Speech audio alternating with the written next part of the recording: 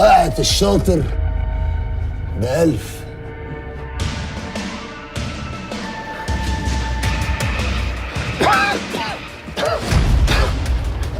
شبوره ورا الراجل دوت، تلاقي شركه توصلك التاكسي.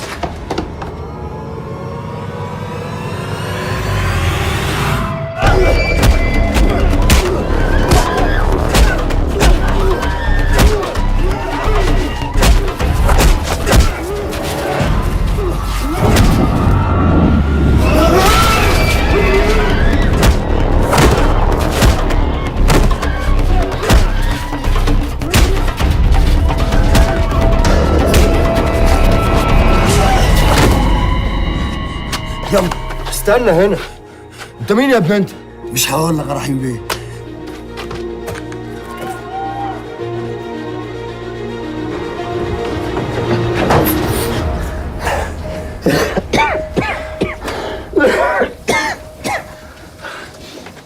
لحد دلوقتي ما قلتليش انت مين؟ عملت معايا كده ليه؟ رد الجميل واجب يا رحيم بيه. جميل؟ جميل ايه؟ انا عملت معاك جميل؟ امتى؟ انت لا يمكن هتفتكره، لكن انا بقى جميلك ده ما فارقنيش بقاله 15 سنه. اتب وطالع لي بين كتافي بعد عنك. بس انا ما اعرفكش ولا عمري شفتك قبل كده. الدنيا تلاقي، اديك شفتني يا سيدي عشان اريحك ودماغك ما توديش وتجيب. من 15 سنه كنت انت ورجالتك في مصلحه في ليبيا. واحد من رجالتك اتذبح هناك قدام عينيكوا، وكل اللي معاك قالوا لك نرجع نسيبه مرمي في الجبل، هيبقى حمل هيطولونا. انت الوحيد اللي مرضتش وشلت جتته على كتفك وراسه على كتفك، وصلت بيه لغايه هنا ودفنته وسط حضن امه وابوه. يبقى قاتب ولا مش قاتب؟ انت زين اخو اشرف العافيه.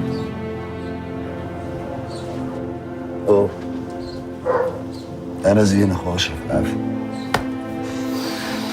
اظن كده بقى الجميل اترد، وعلى الاقل دلوقتي اقدر امشي رافع راسي قدام اخواتي البنات حتى.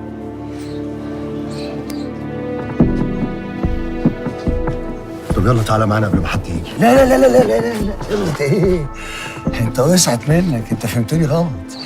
انت كان ليك عندي جميل، والجميل انا رديتهولك، ولحد كده وستوب.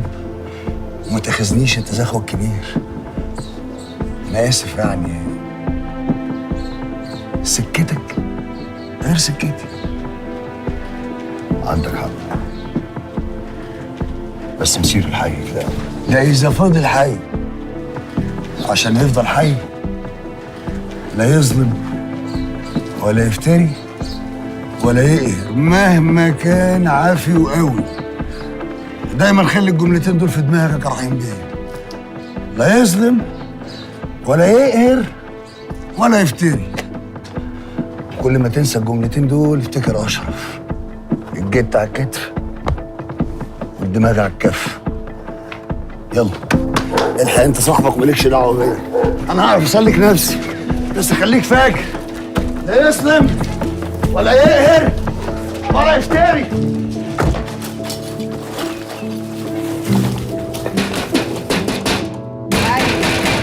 ايه في ايه؟ مالكم ملهوفين على ايه؟ يا نهار اسود حلمي، فيك ايه يا اخويا؟ في ايه؟ كنا راكبين موتوسيكل واتقلب بينا. موتوسيكل ايه ده؟ شكلها خناقه ولا ايه؟ مفيش كويس كويس، انا كويس. طب كويس. تعالى بس، حاسب بقى. روحي هاتي شاش وقطن ومطهر من جوه. شاش ايه وقطن ايه؟ الجرح كبير عايز يتخيط. وربنا قلت لهم نطلع على المستشفى، هما اللي مش مقتنعين. اسمعي الكلام اللي بقولك عليه. يلا اسمع كلامي بس انت المره دي، الجرح كبير عايز دكتور. انت هتسمعي الكلام ولا اسيب البيت واغور من وشك؟ يلا. حاضر. هو انا بقول حاجه غير حاضر؟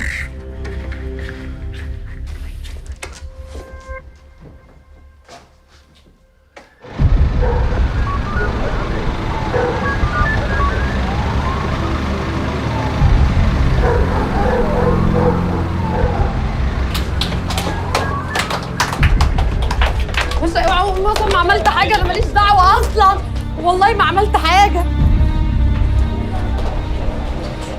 يا باشا، والمصحف ما عملت حاجه. باشا كل الناس هنا بتقول انها كانت حرب. وطبعا حلمي ورحيم مالهمش ياسر. لحد دلوقتي لا، بس شويه كده يا ريس وهنمشط المكان وهنجيبهم ان شاء الله. اشك. رحيم كان بيعمل عندك ايه في البيت؟ والله العظيم يا باشا انا ماليش دعوه بالحوار ده، كل اللي حصل ده انا ماليش دعوه بيه، ده انا شفت الموت النهارده بعينيا والله العظيم كنت هموت. بتشتغلي ايه يا بنت؟ ممثله، بشتغل ممثله. ممثله؟ هتقعد يا باشا عادل يا بت. والله العظيم ممثله. ممثله في انهي كباريه؟ هتستعبطي يا بنت بروح امك ولا ايه؟ تعرفي رحيم منين؟ والله يا باشا ممثله، وبعدين انا ما عملتش حاجه اصلا، ده هو انا رحيم، انا مرات اخوه، والله العظيم ما عملت حاجه. خدوها على البوكس، على البوكس. بوكس ايه يا باشا؟ يلا انا ابني بيرتع والنبي يا باشا، والله العظيم ما عملت حاجه والله. وايه اللي جابك على هنا يا خميس؟ انت متاكد مفيش حد قطرك؟ يقتل مين يا باشا؟ وهو لا مؤاخذه يعني كان بيجري قدامي زي الفرخه المذبوحه. مين ده اللي كان بيجري زي الفرخه؟ رحيم؟ انت هتحاور عليا؟ اوعى يكون حد شافك او عرف انت مين. عيني جت في عين حلمي ابن الجنيه وهو بيملص مني، بس هيروح مني فين؟ الله يخرب بيتك يا خميس، كده يعرف ان انا ورا الحوار ده. الله يخرب بيتك يا باشا انفض ايدك من الحوار ده يا باشا، اللي بيني وبين رحيم انت مالكش فيه. انفض ايه وماليش فيه ايه؟ انت بقى عليك تلميذ. تلميذ؟ مش خميس الونش اللي اتقال له الكلام ده يا باشا. يا ابني افهم، رحيم هيعس وهيعرف ان في ما بيننا مصالح، وهيعرف ان انا ورا كل اللي حصل، مش محتاجه فكاك هيقور. انت قاعد تعمل ايه؟ قوم على الطلاق، قوم ما تتصلش بيا خالص، واوعى تكلم مدام امينه، يلا اتكل على الله. تمام يا سيد بيه، ومن غير سلام. يلا غور.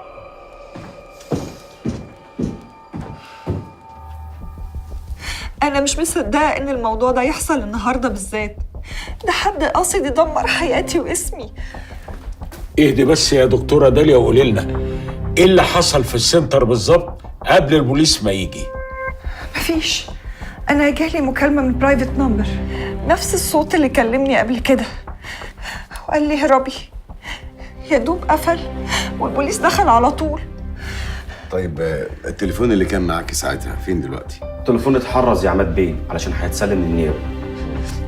اظن من حقنا نستلم التليفون بعد النيابه ما تخلص، ولا ايه؟ اكيد طبعا يا عماد بيه، بس دي مش بتاعت عادل باشا. عادل باشا عارف طبعا ان الدكتوره ما ينفعش تبات في الحجز. ما تقلقش يا عماد بيه، اكيد عادل باشا عارف كل حاجه، وعارف ان الدكتوره داليا ما تستحملش البهدله. انا ممكن ابيتها في اوضه الارشيف اللي جنبي، بس ده بصفه مؤقته. ما تقلقش يا عادل بيه، اكيد سيادتك عارف ان ده كله سوء تفاهم وهيخلص قريب. ما تقلقش يا داليا.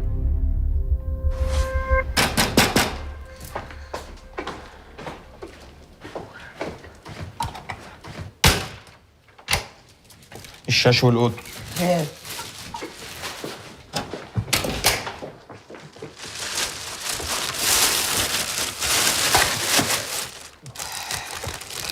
مش كنا خلصنا من الشقاوة بتاعت زمان وكفينا خيرنا شرنا؟ اخلصي عشان تشوفي جرح رحيم. انا تمام. شوف انت جوزك. ما هو انا الممرضة اللي جبتوها ببلاش.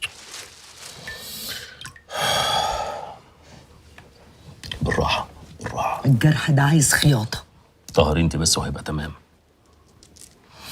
اخلصي. ربنا يخرجنا منها على خير. هتخرجي اطمني، بس انت صفي النية شوية. حنان مش وقته الكلام ده. امال وقته امتى؟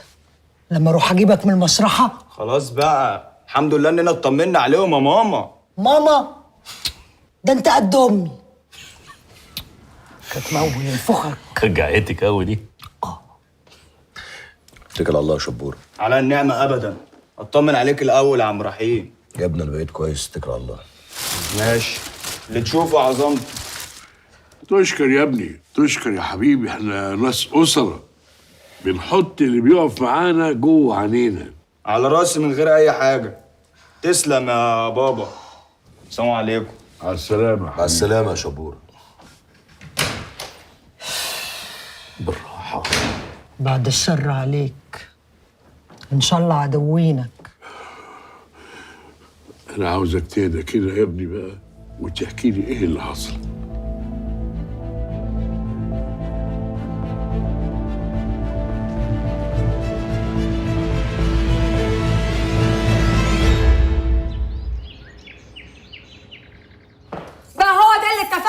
سيد؟ انت مش قلت لي ان كل غرضك انك تدخل رحيم السجن عشان ده امان له؟ تخليني انا بايدي اوديه الكمين مترتب له واعرض اخويا للموت؟ كمين ايه وافلام ايه؟ فوق يا رحاب وشوف انت بتحكي في ايه. طب وعزة جلالة الله يا سيد انا ما فايقه قد دلوقتي. مش كفايه اللي حصل لابويا وهشام من تحت راسك، كمان عايز تاذي رحيم؟ لا ماما، انا ما ضربتش حد على ايده. ابوكي واخوكي هم اللي عملوا في نفسهم كده، واللي حصل لرحيم ده ماليش فيه. اعدائه كتير. بقول لك ايه، بسمة كلمتني ومرعوبه وبتقولي ان اللي هجموا عليهم كانهم كانوا مستنيين رحيم. بسمة ايه وهبل ايه؟ دي بتحور، دي كدابه و60 كدابه. لا مش كدابه، ولو كانت كدابه ما تقولي ايه اللي حصل بالظبط. انا عايز اوريك على حاجه يا رحاب، حسك عينك تقولي حاجه لرحيم. انا مش هدخل بقى في عوق نسوان وكلام نسوان ملوش لازمه، وما تعصبنيش يا رحاب، لان انا لو اتعصبت انت عارف انا هعمل ايه كويس.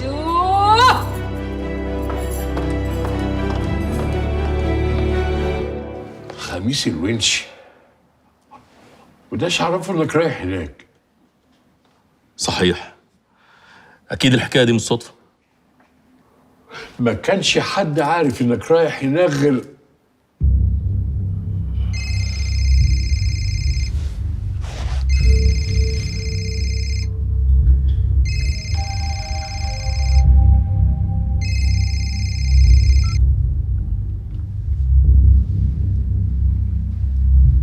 ايوه رحاب،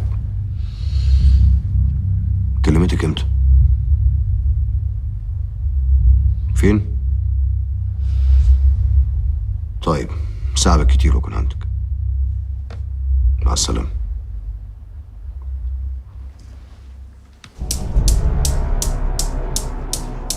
هنعمل ايه دلوقتي؟ هنعمل ايه؟ هنعمل ايه؟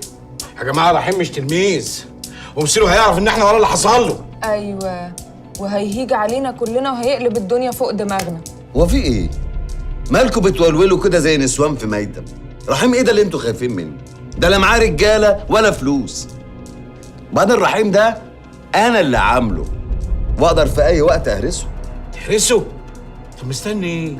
ما تهرسه وتخلصنا. مش قادر انسى دخلته عليها في المركب. خلق الناطق عزرائيل. انا كنت عامل معاه الصح، بس قلت انا سايب بلاش. قال صحيح يا عماد بيه، احنا ليه ما فكرناش ان رحيم ممكن يكون له يد في اللي حصل للدكتوره داليا؟ لا فكرت في الموضوع ده، بس رحيم ما يعملش كده، مش طبعه. قولي لي يا امينه، انت ايه وداكي عند داليا يوم ما حصل اللي حصل؟ قصدك يوم ما اتقبض عليها؟ عادي، كنت معديه من جنبها بالصدفه. صدفه؟ ده انتوا بقالكوا سنين ما شفتوش بعض. ليه بالذات رحت في اليوم ده يا امينه؟ جرى ايه يا عماد؟ ما تخلي بالك من كلامك. عارفه يا امينه، لو طلع انت اللي ورا اللي حصل لداليا هعمل فيك ايه؟ هسيح جتتك في فران الصلب اللي تحت دي. جرى ايه يا عماد؟ انت اتجننت ولا ايه؟ انت بتهددني؟ ما تصلوا على النبي يا جماعه، ما يصحش كده. عشان تصدقوني ده شغل رحيم. رحيم عايزنا ناكل في بعض وبعد كده يمزمز بقى ويمصمص في واحد بعد كده. هو احنا جايين عشان نمسك في خناق بعض؟ احنا جايين نفكر بهدوء ونقعد مع بعض ونشوف هنعمل ايه. هنعمل ايه؟ اولا لازم نفكر بهدوء ونشوف مين اللي لبس المصيبه دي للدكتوره داليا. ثانيا اللي خطف هشام خطفه ليه؟ ايوه متر يعني، وبعدين يعني نقعد ونفكر بهداوه، انما شغل التطبيش اللي انتوا بتعملوه ده هيضرنا كلنا. صح ولا ايه؟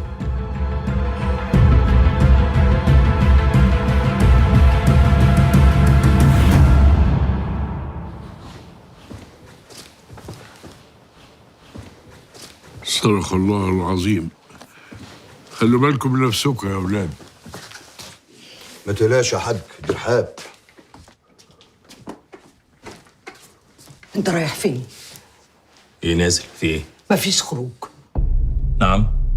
بتقولي ايه؟ انت عايز ترجع سايح في دمك واخد لك رصاصه في كتفك ولا في رجلك؟ احنا نعمل ايه؟ احنا نروح فين؟ حنان، اتجننتي ولا ايه؟ ورحمه امي لو خرجت ما هترجع تلاقيني لا انا ولا بنتك في البيت ده. اخص عليك يا زمن، اخص. سيبنا في حالنا يا حاج. حالكم مش عاجبني. حنان، انت بتحلف عليا؟ يلا يلا رحيم، اصل حنان دي ساعات بتهرب منها. عليا النعمة من نعمة ربي، إذا خرجت لا هترجع تلاقيني لا أنا ولا بنتك هنا، ولا هتعرف لنا حتة إحنا قاعدين فيها. حاسب كده من وش.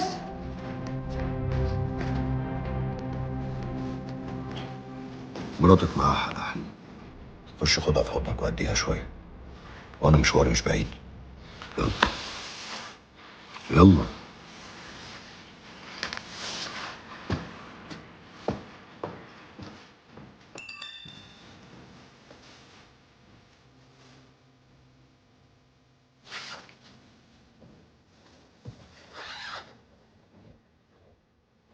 الحمد لله على السلامة. دول ورانا خطوة بخطوة. كده بقى يبقى مراقبينك. كده أنا أقلق يا ابني. لا ما تقلقش يا حاج، يا ما دقت على راس تقول. سلام. سلام يا حبيبي.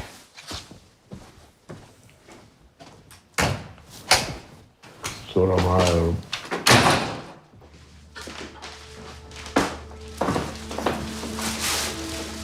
عماد بيه بيسلم عليك. عاوزة حاجة؟ طب انت عايزة مية؟ على فكرة بقى عادل باشا مأمور الاسم هو كمان موصي عليكي. على فكرة شكرا، أنا مش هاكل. ما هو انت لازم تتغذي كويس، محدش عارف انت هتقعدي هنا لحد امتى.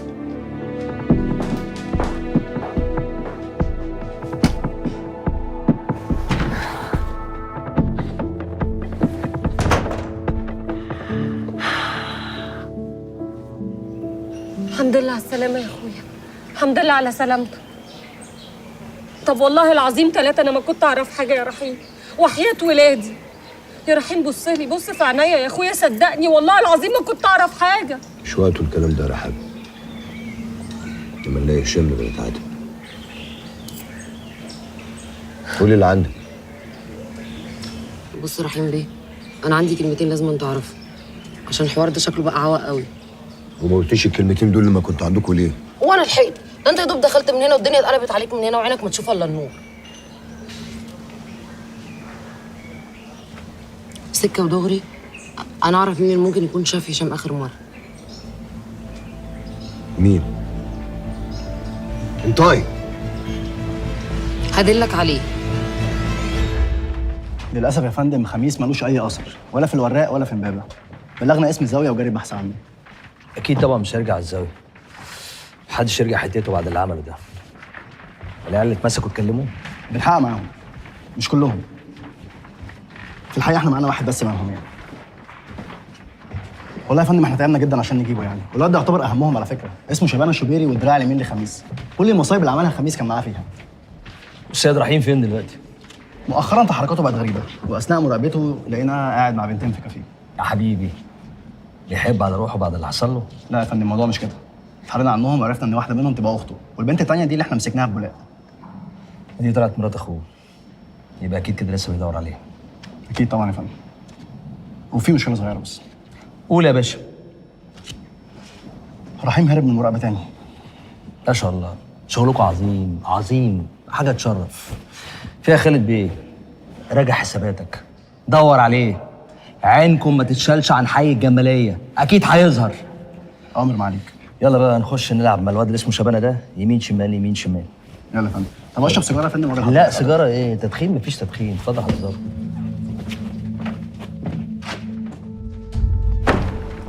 مالك؟ تعبان او حاجه؟ لا انا تمام يا باشا. ابعت اجيب لك حاجه من بره؟ هجيب لك حقنه هتريحك على الاخر. متشكر يا باشا، انا كويس. طالما كويس وزي البومب ما بتتكلمش ليه؟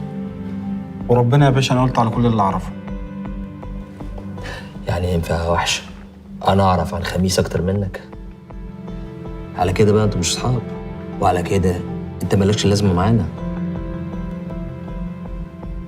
مش انتوا كنتوا مع بعض في العمليه بتاعت كيلو 4.5 لما قلبتوا الواد بخاتي في البضاعه اللي كان لسه مستلمها وما لحقش وزعها حتى؟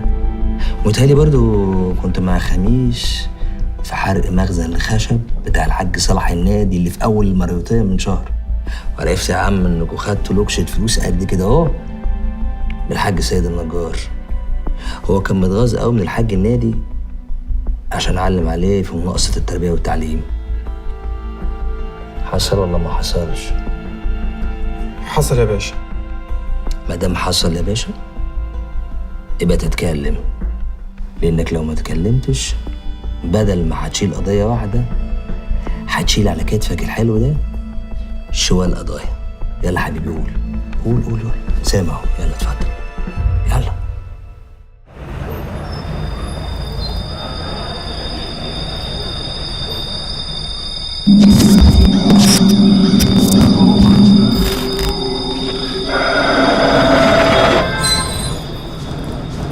هو ده هشام خلاه يشهد على عقد العرف اللي ما بيننا، وقال اجدع واحد من اصحابه، بس انا عمري ما ارتحت له.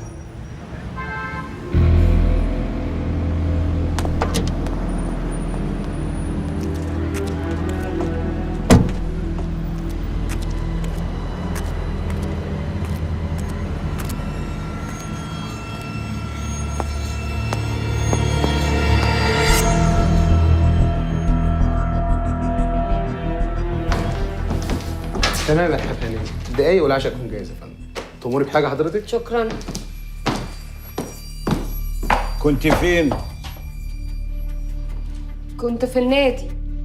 اصلي قابلت سهام صاحبتي، كان بقالي كتير قوي ما شفتهاش، فكانت فرصه يعني نقعد شويه مع بعضينا. سهام شايفها بتمشي الكلب. ما هي روحت بدري شويه عشان الشغاله بتاعتها اجازه. وانت بقى كنت قاعده لوحدك يا غندوره. انا قلت اتمشى شويه كده مع نفسي، افك على روحي كده شويه يعني يا سيد. كنت مع رحيم. انا ما حصلش. انت جبت الكلام ده منين يا سيد؟ سيبها يا سيد. ارجع انا لاوضتك وما تدخلش بيني وبين مراتي. ما حصلش بقول لك، لا كلمته ولا قابلته. انا حذرتك يا رحاب، حذرتك وقلت لك لو قابلت رحيم او كلمتيه انا عارف انا هعمل فيكي ايه؟ اللي هعمله فيكي لا هينفعك رحيم ولا غيره. تعالي ناس يا رمم.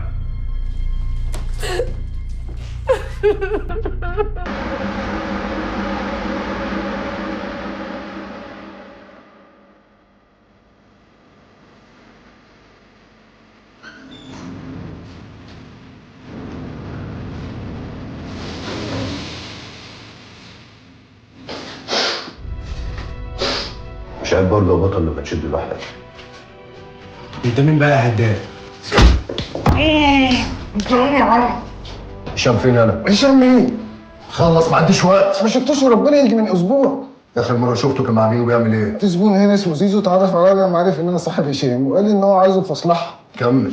اديني 5000 جنيه عشان اخلي هشام يتقل في الضرب وخرجهولي. والايه فين زيزو ده؟ كلمته كذا مره عشان لو عايزني في مصلحه تاني ما ردش، وبعدين تليفونه اتقفل. بس هو بيقعد مع بنت هنا كل يوم اسمها شاهين. فين البنت دي؟ ده سالت عليها هيدلوك عليها.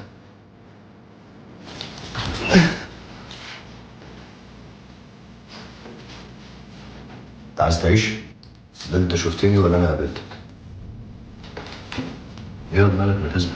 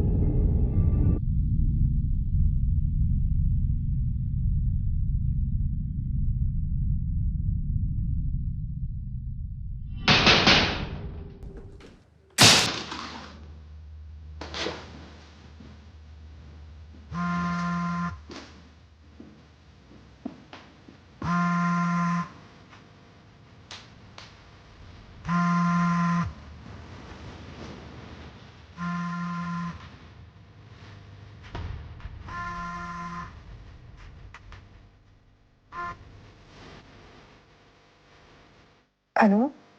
مش قلت لك اهربي؟ انت؟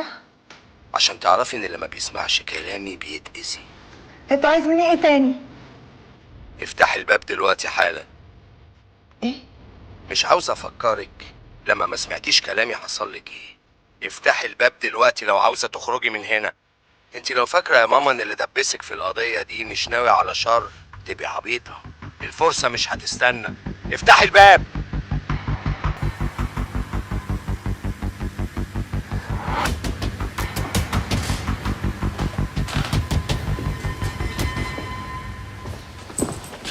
انت رايح فين السعادي؟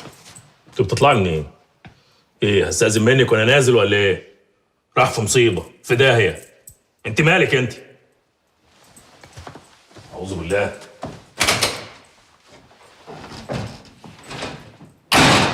اعوذ بالله منك ومن عيشتك السودة.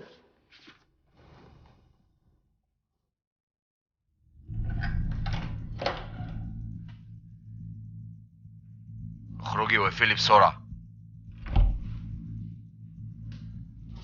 خليكي ماشيه عادي. خليكي واثقه من نفسك. محدش هيبصلك. كملي لحد اخر الممر وانزلي السلم اللي هتلاقيه.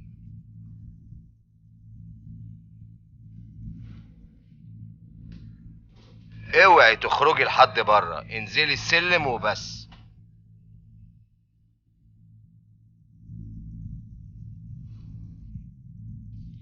انزلي للاخر بقى هتلاقي بدروم. ادخلي.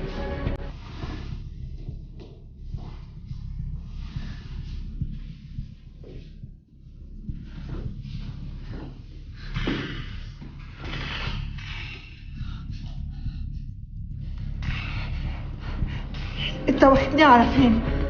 هخرجك. يلا بسرعة مفيش وقت. احنا متأخرين.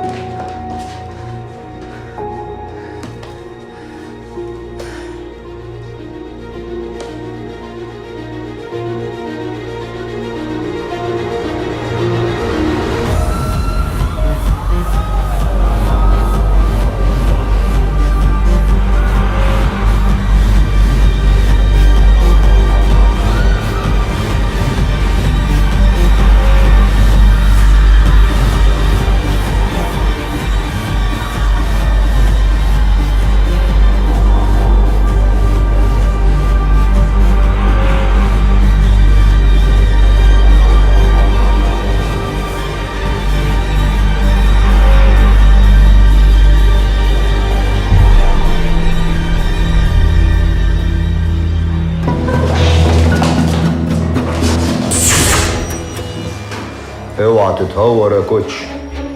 في بلدنا بيقولوا اللي يتهور يتعور.